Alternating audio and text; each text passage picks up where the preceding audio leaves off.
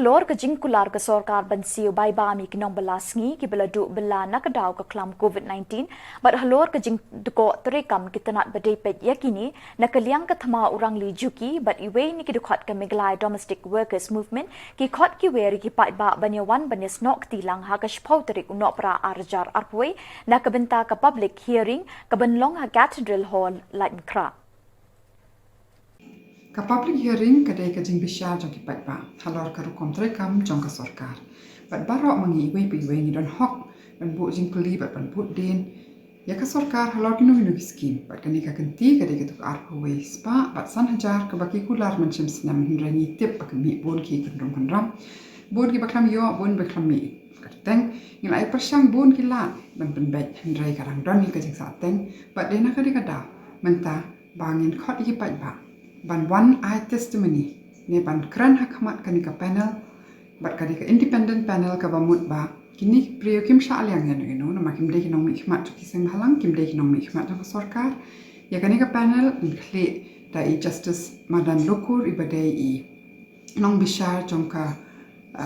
yang syari ke bahaya tam hari India ke Supreme Court di bala retaya indon lang iba rudi wajri badai I officer basit mi khmat na Bynta ke India syaki ri beper indon ikong mina kharpongor iba judai ha Child Rights Commission ikong IT merthong I pastor kersoi bor pertu bad inikil de bala paunam ha kumu brio batrai bat Paidbah Rajasthan tengi kentu ya piwe ban Shim gani ka kabu na marka surjong pi kalong ka kongsan ni hap ban hold the government accountable. That is why we're holding this public hearing. It's a very good independent panel headed by Justice Madan Lokur, and we hope that finally that COVID ex gratia which was promised last year will be sorted out and the last person will receive this money which is their right. Menta nila khotru ya ki Department Sarkar repair. Nadu Chief Secretary, Badru Kaliwa Department, Namar Bakir Kidon Hok ban Batai, Babale Kaduko Harukanika Komsekam, but ni Carmen, Bakin Shim Kia, Yakanika Kam, Bakim Num Randin, Bakim Num Re, but Bakin Shim, Bahakas and Sharpat Bahi, Kadekanika Jinya Kren, like a dialogue between the government and the people, which will help us hold governments accountable and which will help us to secure entitlements and rights. Kanika public hearing kan long ha kanika sni tho adeng ka banwan kata shipau tarik December ha ka Cathedral Hall ka badon hangte ha ying mani ba Catholic hala yang kra na do shipau Minister tingi aware ni kerpat ya phi ba phin wan ban Shim Bynta lang ha kanika public hearing but la pi don pinu nu kijingkali pila ban phone yangi pha da message leng ba ki social media platform khnang ba ngin yo ya Shim haka shipau tarik ba ngin yo ya pen bek iki bro Kumlei pi baro kumba piatip ba hapdeng jong kanika jinglen shop jong kanika klam nadu usnem arhajar arko ba kasorkar kala khot ka jing Khangdam ka baningkong kala penbenaru ba kan ai kita kila Iarap shakinong bela da ka ba ki penrungi ki keteng ki jongki lengba ka phone lani kila balit ai ya kali department lani lengba ki WhatsApp Bakin thep ki keteng ki jongki baka sorkar kan pha ekata ka Iarap Pisa na ka Bynta ki nong bela te bat ya kani ka scheme la phia ru ki ar Bynta kata ka wage loss ka balong ar hajar shispa na ka Bynta ki